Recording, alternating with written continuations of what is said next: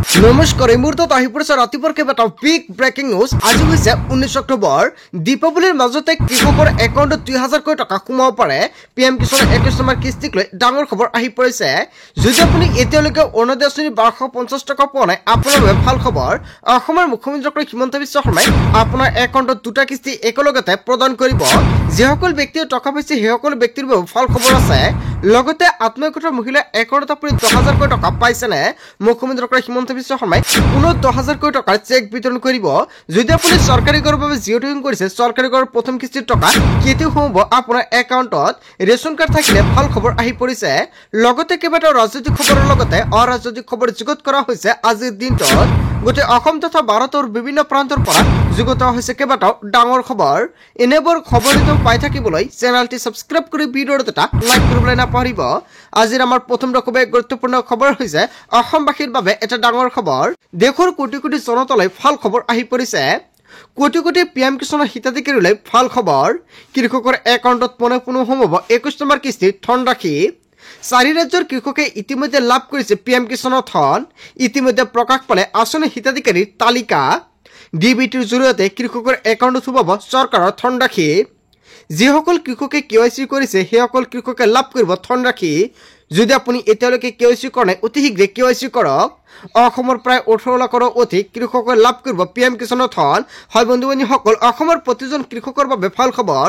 অসমৰ 18 লাখৰো অধিক কৃষকৰ একাউণ্টত 2000 কোটি টকা প্ৰদান কৰিব। অতি সহজতে তালিকাত চাব পাৰিব আপোনাৰ নাম। pmkishan.gov.in ৱেবছাইটত গৈ কেনেদৰে চাব আপোনাৰ নাম আছে নে নাই তালিকাত। বহুতো হিতাধিকাৰীৰ নাম কৰ্তন কৰা হৈছে তালিকাৰ পৰা। যদি আপোনাৰ নামটো তালিকাৰ পৰা কৰ্তন কৰা হৈছে, তেনে ক্ষেত্ৰত আপোনাৰ একাউণ্টত PM কিষাণৰ 21 নম্বৰ কিস্তি টকা নাপাব। ৱেবছাইটত ক্লিক কৰি নিজৰ জিলা, ব্লক আৰু গাঁও টাইপ কৰক। ইয়াৰ পিছতে গেট ৰিপৰ্ট অপশ্যনত ক্লিক কৰিলে ওলাই পৰিব আপোনাৰ নাম। তালিকাত নাম নাপালে ফোন কৰক আপুনি 15526 অথবা 01124300606 নম্বৰতে দিব পাৰিব অভিযোগ। PM কিষাণৰ ৱেবছাইটত গৈ দিব পাৰিব লিখিত অভিযোগ। দেশৰ কোটি কোটি জনতালৈ ভাল খবৰ আহি পৰিছে। অতি শীঘ্ৰে কোটি কোটি কৃষকৰ একাউণ্টত 2ৰ পৰা 4000 কোটি টকা প্ৰদান কৰা হ'ব। PM কিষাণৰ 21 নম্বৰ কিস্তিৰ টকা পাবলৈ আপুনি প্ৰথমতে চেক কৰক তালিকাত আপোনাৰ নাম আছেনে। তালিকাত নাম নাথাকিলে আপোনাৰ কৰিব লাগিব KYC, লেণ্ড ছেডিং, লগতে আধাৰ কাৰ্ডৰ লগত বেংক একাউণ্ট লিংক। এই তিনিটা কাম কৰাৰ পিছতে আপোনাৰ একাউণ্টত পোনে সোমাব PM কিষাণৰ 21 নম্বৰ কিস্তিৰ টকা। PM কিষাণৰ 21 নম্বৰ কিস্তিৰ টকা কেতিয়া প্ৰদান কৰিব, কেন্দ্ৰীয় চৰকাৰৰ ফালৰ পৰা যেতিয়া ডেটটো ঘোষণা কৰিব নিশ্চয় জনাই দিয়া হ'ব। তাৰ বাবে সকলোৱে চেনেলটি ছাবস্ক্ৰাইব কৰি ৰাখিব আৰু আজিৰ ভিডিঅ'টো সকলোৱে বেছিকৈ শ্বেয়াৰ কৰি দিব। তাৰ পিছত অসমবাসী ৰাজুক জনাইছো আমাৰ পৰৱৰ্তী খুবেই গুৰুত্বপূৰ্ণ খবৰ, লগতে ডাঙৰ খবৰ। আপুনি পালেনে অৰুণোদয়ৰ ধনৰাশি? যদি আপোনাৰ একাউণ্টত অৰুণোদয় আঁচনিৰ টকা পোৱা নাই, তেনে ক্ষেত্ৰত আপুনি দুটা কিস্তি লাভ কৰিব। অৰুণোদয়ৰ ধন নোপোৱা মহিলাসকলৰ বাবে ডাঙৰ খবৰ আহি পৰিছে। এতিয়াও যদি ধন পোৱা নাই, ফোন কৰক। লাভ কৰিব 1250 টকা ডাইৰেক্ট বেংক একাউণ্টত। ধন নোপোৱা মহিলাসকলৰ বাবে চৰকাৰে মুকলি কৰিছে হেল্প ডেস্ক আৰু ফোন নম্বৰ। ফোন কৰি দিয়ক আপুনি অভিযোগ। ফোন নম্বৰটো হৈছে 1800202626। পুৱা 10 বজাৰ পৰা সন্ধিয়া 6 বজালৈকে ফোন কৰি দিব পাৰিব অভিযোগ এই নম্বৰতে। আপুনি এইটো নম্বৰ ছেভ কৰি ৰাখক আপোনাৰ মোবাইল ফোনত। হ'ব পাৰে অসমত আপোনাৰ একাউণ্টত 1250 টকা নাপালে আপুনি দিব পাৰিব অভিযোগ। যদি আপুনি টকাটো পাইছে তথাপিও ছেভ কৰি ৰাখক, আৰু যদি টকাটো পোৱা নাই তথাপিও আপুনি ছেভ কৰি ৰাখক। ৰাজ্যৰ বিত্ত বিভাগে মুকলি কৰিছে এই হেল্পলাইন নম্বৰ। 7 অক্টোবৰত মুকলি কৰি দিয়া হৈছিল অৰুণোদয় আঁচনিৰ 1250 টকা। যদি আপুনি 7 অক্টোবৰৰ টকা এতিয়ালৈকে পোৱা নাই, কমেণ্ট কৰি জনাই দিয়ক, আপোনালোকক সম্পূৰ্ণকৈ সহায় কৰা হ'ব। তাৰ পিছত অসমবাসী ৰাজুক জনাইছো আমাৰ পৰৱৰ্তী খুবেই গুৰুত্বপূৰ্ণ খবৰ, লগতে ডাঙৰ খবৰ। তন্নকৈ পৰীক্ষা কৰা হ'ব উচ্ছেদিতৰ নথি পত্ৰ। স্থায়ী বাসিন্দা নহ'লে উপায়ুক্তে কৰিব ইনকুৱাৰী। বাংলাদেশী প্ৰমাণিত হ'লে লগে লগে হ'ব বিতৰণ। উচ্ছেদৰ লগতে এইবাৰ আৰম্ভ হৈছে বৃহৎ তদন্ত। বিহাৰ, ধুবুৰী, বেংগলৰ পৰা অহা মানুহসকলে সন্দেহ প্ৰকাশ কৰিছে মুখ্যমন্ত্ৰী ডক্টৰ হিমন্ত বিশ্ব শৰ্মাই। স্থায়ী বাসিন্দা নহ'লে উপায়ুক্তে কৰিব ইনকুৱাৰী। খেদ হ'ব লগে লগে। ৰাজ্যজুৰি চলিছে সৰ্ববৃহৎ উচ্ছেদ অভিযান। উচ্ছেদৰ লগে লগে আৰম্ভ হৈ গৈছে ইনকুৱাৰী। বিহাৰ, ধুবুৰী, বেংগলৰ মানুহ দখল কৰিছিল উজনি। স্থায়ী বাসিন্দা নহ'লে উপায়ুক্তে কৰিব তদন্ত আৰু আঁতৰোৱা হ'ব অসমৰ পৰা। সঁচাকৈ ক'ৰ পৰা আহিছে মানুহবোৰ? আৰম্ভ হৈ গ'ল ইনকুৱাৰী। হাতত তালিকা উলিয়াই মুখ্যমন্ত্ৰীয়ে ক'লে য'ৰ পৰা আহিছে সেই স্থানলৈ যাবই লাগিব।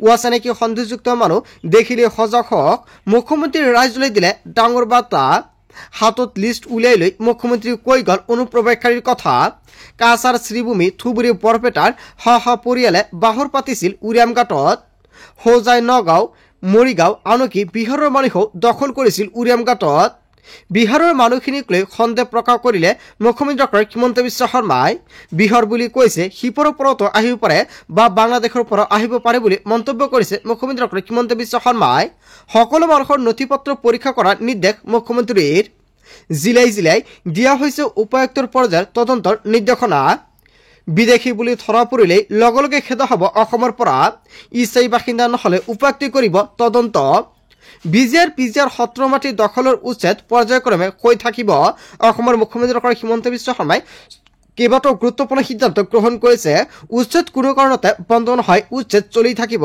বৰ্তমানলৈকে উচ্ছেদৰ বাবে জাননী দি আছে তাৰ পিছত অসমবাসী ৰাজুক জনসমাৰ পৰৱৰ্তী খবৰ গুৰুত্বপূৰ্ণ খবৰ লগতে ডাঙৰ খবৰ বিটিআৰৰ 12খন বিধানসভা আসনক লৈ হ'ব বুজাবুজি অসমৰ মুখ্যমন্ত্ৰী ডক্টৰ হিমন্ত বিশ্ব শৰ্মাই বৃহৎ ঘোষণা কৰিলে বিজেপি আৰু বিপিএফৰ মিত্ৰতাৰে 2026 নিৰ্বাচনৰ সম্বন্ধিত ৰণকৌশল জানুৱাৰীৰ ভিতৰতে বিটিআৰৰ 15খন বিধানসভা আসনৰ বুজাবুজি চূড়ান্ত হ'ব 2026 বিধানসভা নিৰ্বাচনত সম্বন্ধিত ৰণকৌশলেৰে আমি আগবাঢ়িম নৱেম্বৰ ডিচেম্বৰ মাহৰ ভিতৰতে আলোচনাত মিলিত হ'ব লাগিব বুলি মন্তব্য কৰিছে মুখ্যমন্ত্ৰীগৰাকী এই ক্ষেত্ৰত আমি সৰু সৰু পদক্ষেপেৰে আগবাঢ়িছো হাগ্ৰামা মহিলাৰ লগত মোৰ সম্পৰ্ক বহুত দিনৰ বুলি মন্তব্য কৰিছে মুখ্যমন্ত্ৰীগৰাকী কিন্তু 3 মাহৰ পিছতহে আমি পুনৰ লগ হৈ গলো বিগত সময়ত বিপিএফৰ পৰা পাই আহিছিলো পূৰ্ণ সমৰ্থন ৰাজ্যসভা নিৰ্বাচনত বিপিএফক বিজেপিয়ে দিলে ভোট আমাৰ সুসম্পৰ্কৰ প্ৰতিফলন বৰ্তমান সকলোৱে দেখা পাইছে বিজেপি বিপিএফে মিলিত সমাজৰ উন্নয়নৰ বাবে কৰি যাব কাম কাজ বিটিআৰৰ 15খন বিধানসভা আসনক লৈ হল বুজাবুজি তাৰ পিছত অসমবাসী ৰাজুক জনসমাৰ পৰৱৰ্তী খবৰ গুৰুত্বপূৰ্ণ খবৰ লগতে ডাঙৰ খবৰ বিপিএফ এটা স্বাৰ্থপৰ দল হয় বন্ধু বান্ধৱীসকল আপোনালোকে ঠিকেই শুনিছে আমাৰ স্বাৰ্থ এটাই বিটিআৰ উন্নত কৰা হাগ্ৰামা মহিলাৰে কেইবাটাও বৃহৎ মন্তব্য কৰিছে সংবাদমেল পাতি কোনো নববা কাম ভৰভূমিত কৰিব বিপিএফে এনডিএৰ লগত থাকিলে ভৰভূমিৰ বহুত উন্নত হ'ব বিটিআৰৰ উন্নতৰ কাৰণে আমি বিজেপি চৰকাৰৰ সৈতে মিলিত হৈছো বিপিএফে সদায় বৰভূমিৰ স্বাৰ্থৰ কাৰণে কাম কৰি আহিছে বড়োলেণ্ডত দিয়া হ'ব বিজেপিৰ 2খনকৈ ইএম বিপিএফে ল'ব জানে দিব জানে বিপিএফে 1 টকা দি 2 টকা লয় মন্তব্য কৰিছে হাগ্ৰামা মহিলাৰীয়ে হয় বন্ধু বান্ধৱীসকল হাগ্ৰামা মহিলাৰে যিকেইটা মন্তব্য কৰিছে আপুনি কি ক'ব যদি আপোনাৰ কিবা মন্তব্য কৰিব লগা থাকে আপোনালোকৰ মন্তব্যটো নিশ্চয় কমেণ্ট কৰি জনাই দিয়ক তাৰ পিছত অসমবাসী ৰাজুক জনসমাৰ পৰৱৰ্তী খবৰ গুৰুত্বপূৰ্ণ খবৰ লগতে ডাঙৰ খবৰ আপুনি এই মাহৰ ৰেচন সংগ্ৰহ কৰিলেনে যদি আপুনি এই মাহতে ৰেচন লোৱা নাই তেনে ক্ষেত্ৰত আপোনাৰ বাবে ডাঙৰ খবৰ ইকেৱাইচি নকৰা কৃষকে নাপাব ৰেচনৰ চাউল যদি আপুনি এতিয়ালৈকে ইকেৱাইচি কৰা নাই তেনে ক্ষেত্ৰত অহা মাহৰ নৱেম্বৰত আপুনি কৰিব লাগিব ইকেৱাইচি কৰিলে লাভ কৰিব চাউলৰ লগতে 3টা নতুন সামগ্ৰী যদি আপুনি ৰেচন পোৱা নাই শীঘ্ৰে কৰক আপুনি অভিযোগ কৰাৰ বাবে চৰকাৰৰ ফালৰ পৰা মুকলি কৰিছে টোল ফ্ৰী নম্বৰ লগতে যদি আপুনি ইকেৱাইচি কৰা নাই ইকেৱাইচি কৰাটো বাধ্যতামূলক কৰিছে চৰকাৰৰ ফালৰ পৰা নতুন নিয়মেৰে সংগ্ৰহ কৰক ৰেচনৰ দোকানীৰ চাউল কমকৈ দিলে অথবা দোকান বন্ধ ৰাখিলে দিয়ক আপুনি অভিযোগ ডায়াল কৰক 1800345360 নম্বৰতে ফোন নালাগিলে মেছেজ কৰক এই নম্বৰটোত হেল্পলাইন নম্বৰটো হৈছে 1967 কল কৰি দিব পাৰিব আপুনি অভিযোগ নিৰ্দেশ অমান্য কৰিলে সুৰক্ষাৰ দোকানীৰ বিপদ অনিবাৰ্য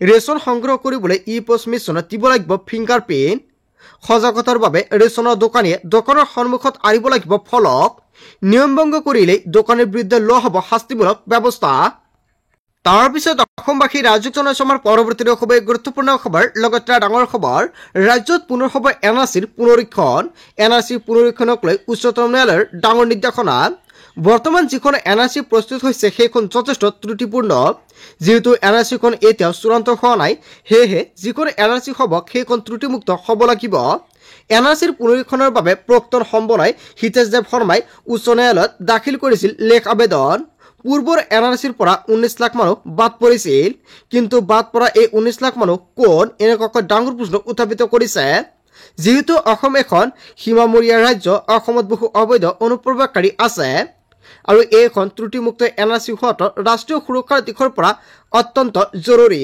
সেই কথা আজি মহামান্য উচ্চতম ন্যায়ালয়ে মানি লৈ NRCৰ পুনৰীক্ষণৰ নিৰ্দেশনা দিয়ে ৰাজ্যত পুনৰ হ'ব NRCৰ পুনৰীক্ষণ তাৰ পিছত অসমবাসী ৰাজুক জনাইছে আমাৰ পৰৱৰ্তী খুবেই গুৰুত্বপূৰ্ণ খবৰ লগতে ডাঙৰ খবৰ ৯৪,৪৭৭ গৰাকী ডিপোৰ্টাৰ আছে অসমত ইয়াৰে কিমান লোকক দিয়া হ'ব নাগৰিকত্ব আহি গ'ল বিগ আপডেট মুছলমানক বাদ দি সকলো ডিপোৰ্টাৰৰ বাবে ভাৰতীয় নাগৰিকত্ব দিয়া হ'ব নেকি মুছলমানক বাদ দি কোন কোন ধৰ্মাৱলম্বী পাব ভাৰতীয় নাগৰিকত্ব মুছলমানক বাদ দি শিখ পাৰ্চী জৈন খ্ৰীষ্টান আৰু বৌদ্ধ ধৰ্মাৱলম্বী পাব ভাৰতীয় নাগৰিকত্ব সুপ্ৰিম কোৰ্ট আৰু ভাৰত চৰকাৰৰ নিৰ্দেশত অসমত ডিপোৰ্টাৰৰ সমস্যা হ'ব শেষ আফগানিস্তান পাকিস্তান বাংলাদেশৰ পৰা জীৱন আৰু ধৰ্ম ৰক্ষাৰ বাবে ভাৰতলৈ আহিছিল নিবৃত্তি লোকসকল নিবৃত্তি অমুছলমান লোকৰ বিৰুদ্ধে ট্ৰিবিউনেলত চলি থকা ডিপোৰ্টাৰৰ গোচৰ প্ৰত্যাহাৰ অসমৰ মুছলমানৰ লগতে হিন্দু শিখ পাৰ্চী জৈন খ্ৰীষ্টান আৰু বৌদ্ধ ধৰ্মাৱলম্বীৰ মুঠ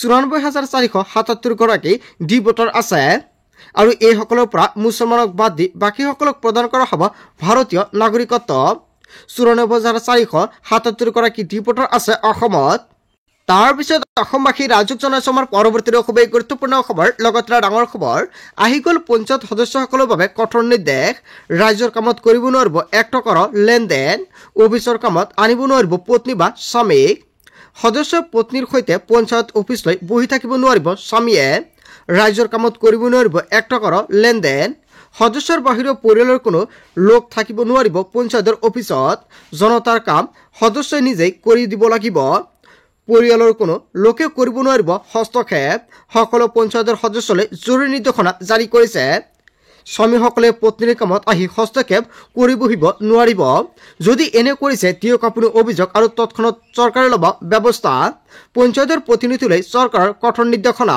মন্ত্ৰী ৰঞ্জিত কুমাৰ দাসে কৰিলে বৃহৎ ঘোষণা বন্ধু বান্ধৱীসকল গোটেই অসম তথা ভাৰতৰ বিভিন্ন প্ৰান্তৰ পৰা যুগত হৈছে কেইবাটাও ডাঙৰ খবৰ এনেবোৰ খবৰ নিতৌ পাই থাকিবলৈ চেনেলটি ছাবস্ক্ৰাইব কৰি ভিডিঅ'ত এটা লাইক কৰিবলৈ নাপাহৰিব সো থ্যাংক ইউ ফৰ ৱাচিং ফুল ভিডিঅ'